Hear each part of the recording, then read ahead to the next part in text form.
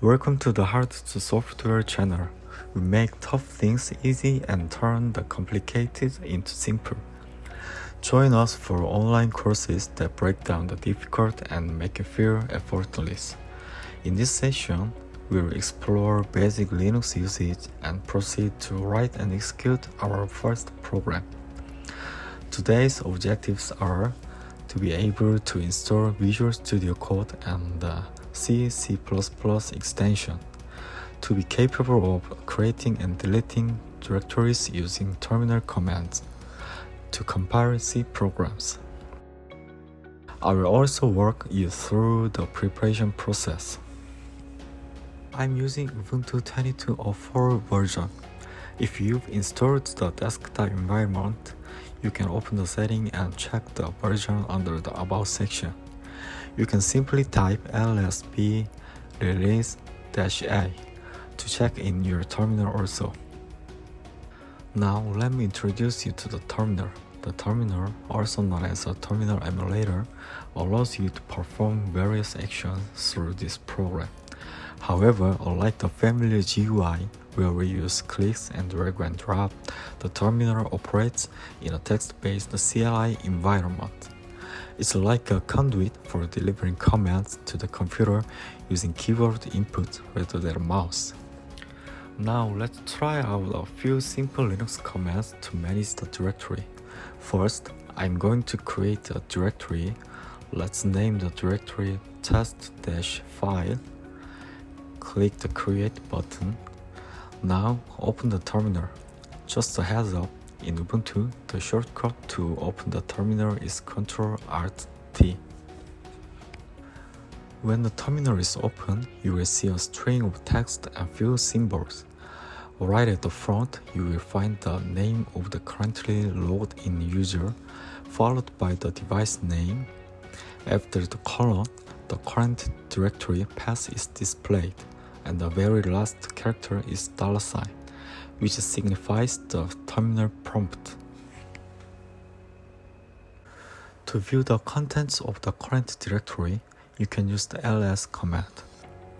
That's how you can see the test file directory we created earlier.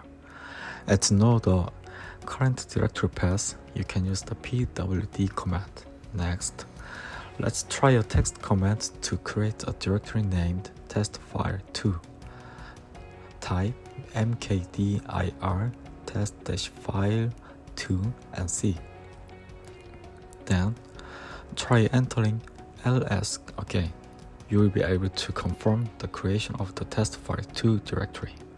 Now that we've created a directory, let's also learn how to delete directories. To delete, we use the rm command. So type rm test-file like this. Since test file is a directory, you can't delete it like this. Try adding -r after rm and type it again. After that, use ls to confirm, and you will see that test file has been removed. Now that we've learned about the terminal and basic commands, we will use them to install Visual Studio Code. I will already installed Chrome. I will open Chrome and search for Visual Studio Code download. I will click on the top link, which takes me to the download page. Here, I'm using Ubuntu and it's 64-bit, so I will click on x64 next to the .deb file to download it.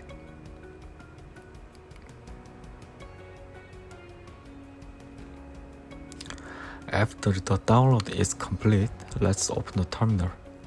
I will navigate to the Downloads folder and check if the installation file is there. I see the downloaded deb file. You can install the deb file using a terminal command as well. To install the deb file, you need to enter the following command.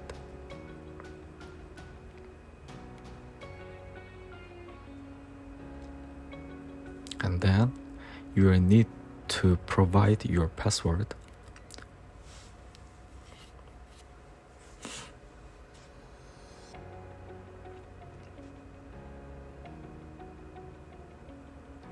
If you don't encounter any error messages, the installation was successful. I will move back to the home directory. In Linux, the home directory can be represented as tilde-sign. I will create a directory to store our source code. First, I will create a directory named C Programming. I will confirm the presence of the C Programming directory. Then I will move into that directory. After that, I will create a directory named ch-1.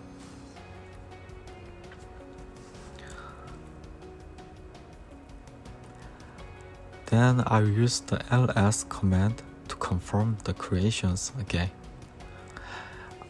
I will navigate into the ch1 directory and open Visual Studio Code by typing code dot. You will be able to confirm that Visual Studio Code opens when the command is executed.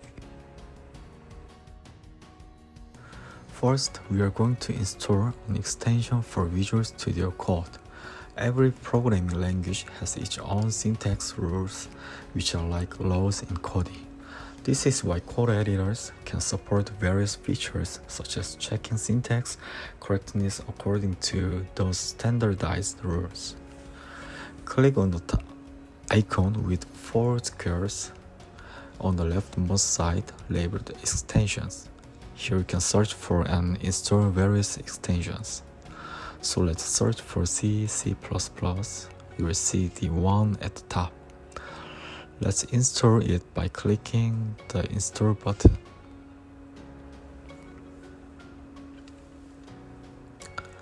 Once the installation is complete, the screen will change. Let's go back by clicking the topmost Explorer icon. If you are ready, let's write and execute our first program right away. You can also create a new file by clicking on the icon or by right-clicking and selecting New File. Let's name the file main.c. You can ignore the pop-up that appears in the lower right. It is just suggesting extensions suitable for the created main.c file. Now let's proceed as follows.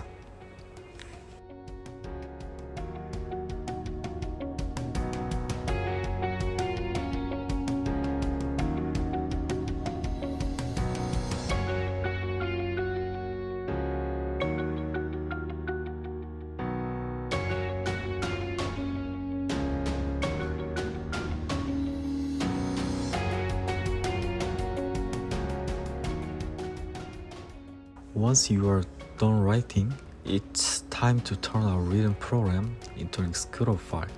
We need to return to the terminal for that. You can open a terminal from within Visual Studio Code. Choose terminal from the top menu and click New Terminal. This will open a terminal at the current directory path below. Let's use the ls command to check if the file we created is there.